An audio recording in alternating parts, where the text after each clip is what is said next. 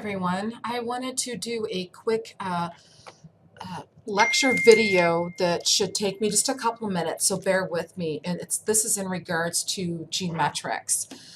It dawned on me that some of you who haven't had our Microsoft Office programs might not know how to use GMetrix. GMetrix, if you will, is basically an interactive tool that's computerized that mimics what your final test will look like.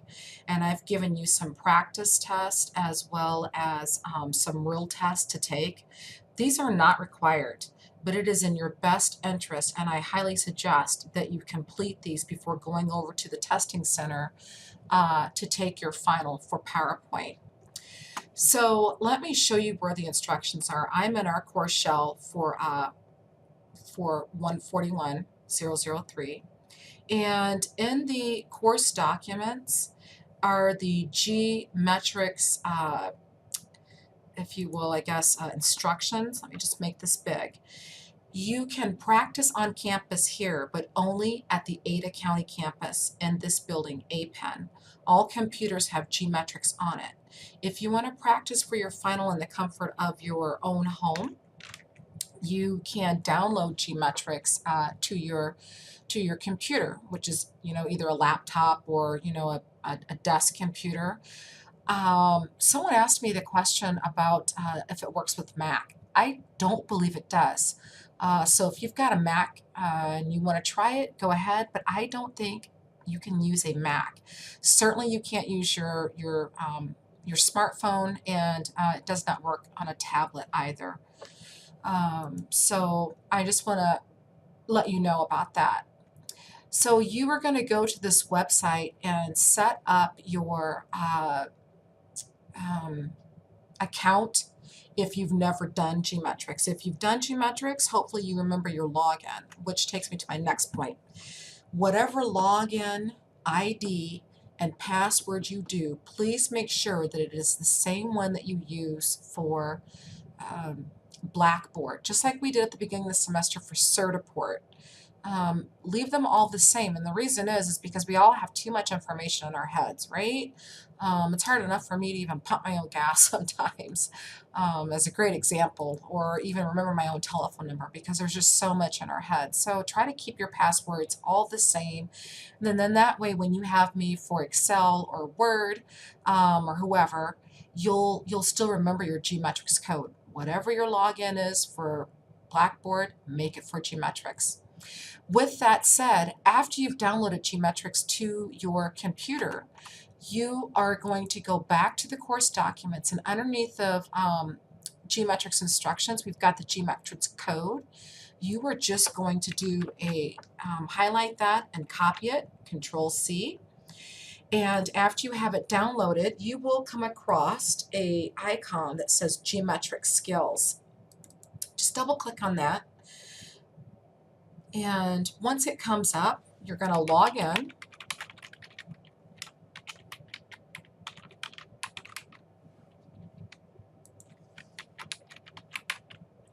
And then once you've logged in, you've got a board with some bricks on it. And so we're going to access codes is where you want to go. And then you are going to Control-V and paste that activation code in there. And then click your next button.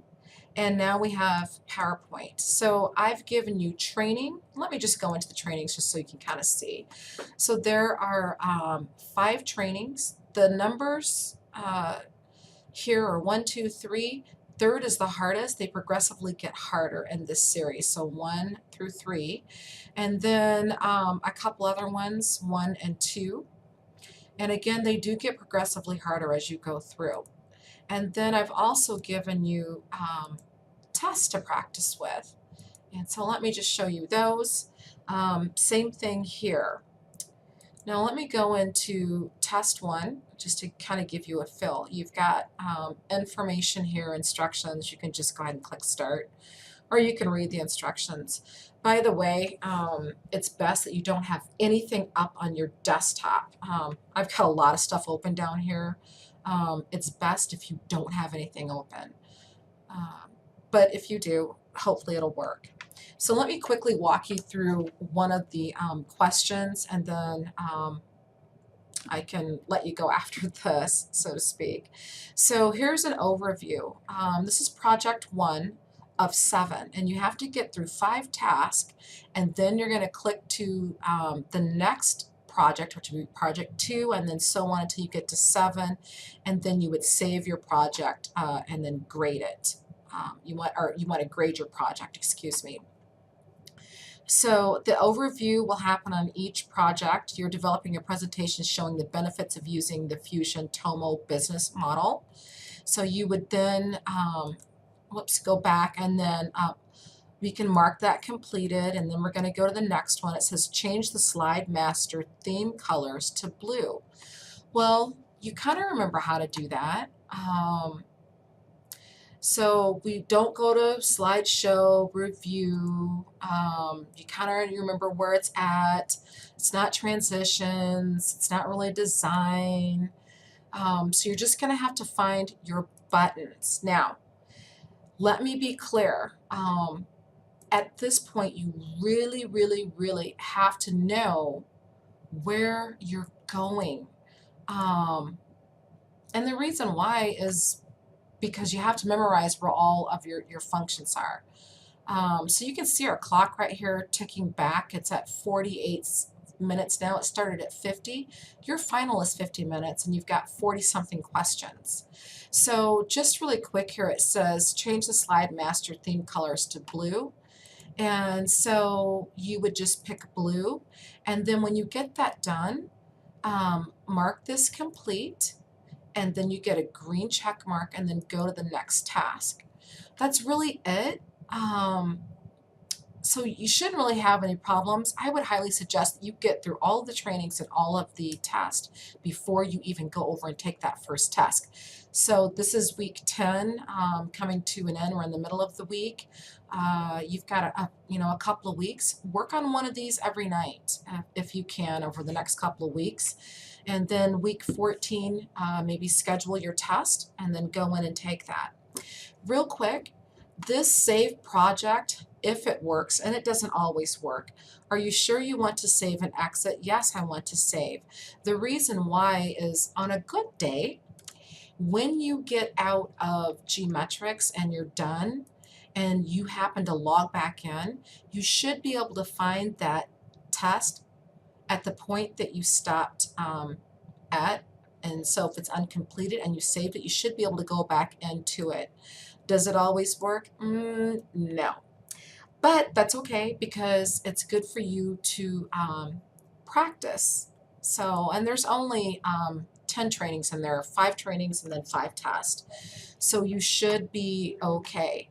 The other thing that I would like to show you is underneath of course documents is taking the MOS exam. We did this in the first couple of weeks. We registered in Certiport, and so that is done. And then you're going to be scheduling a testing time over at the testing center. And so you're just going to go to CWI's testing website, and then you're just going to fill in the information, and you'll be prompted box by box on what to fill in. I will be sending your names over probably the end of next week, week 11. So your name will be over there, and you'll just look for my name, and then you're just going to click on what test you're taking. When you go take the test, don't take any backpacks or your purses in with you. You need a picture ID or your student ID or your driver's license, anything with your picture on it. And that's really it. You can't take pencils or paper or anything like that in with you. I did give you 2 free attempts on the test. So your third attempt right here will cost you $15.50. But hey, you all took Dr. Barnes's PowerPoint course, and none of you are going to need a second or third attempt. One last important thing that I will tell you is that you need to print off a copy and bring it to me after you were done. To do that, you're just going to log in to Certiport, and Up in the top part, in the menu part, there should be a button that says transcripts. You're going to click on that. And towards the middle of the screen, you will see your test that you've taken. For those that have taken other tests like Word or Excel, uh, your scores are already in there. Bring those to me, please, not for the PowerPoint ones. Even if you didn't pass, bring me those scores. Any score is better than a 0. I've had students go from an A to a C because I plug zeros in to Blackboard.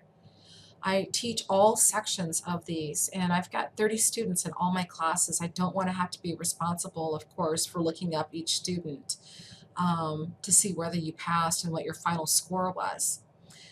All you need is 700 or better. The test has 1,000 points attached to it. And all you need is 700 or more points to pass. Even if you only scored 690, that's a 69%. That's better than a 0 in the grade column. Please, if you don't understand, get a hold of me right away. It's imperative that you bring me your test scores. Sometimes when you're lucky and you get a nice person at the assessment center, either here or in Nampa, they will print off your test scores for you. Please do not bring me your certificate. There's also a certificate that you can print off that says, hey, I passed, I'm a Microsoft Office Specialist certified in PowerPoint. I don't want that. I need the actual test score with your number. I think that's it. By the way, if you haven't looked in this before in course documents, here's the competencies of what has the potential to be on the test. So we've covered all of this since week 2. And so I've uploaded that for you in there. I think that's it. If you've got any questions, let me know in the Ask Dr. Barnes a Question tab.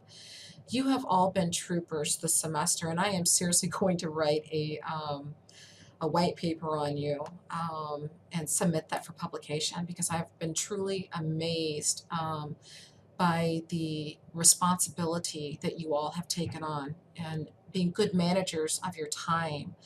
I am blown out of the water. Everyone has an A basically out of this class, and if not, they're high Bs. I am truly amazed.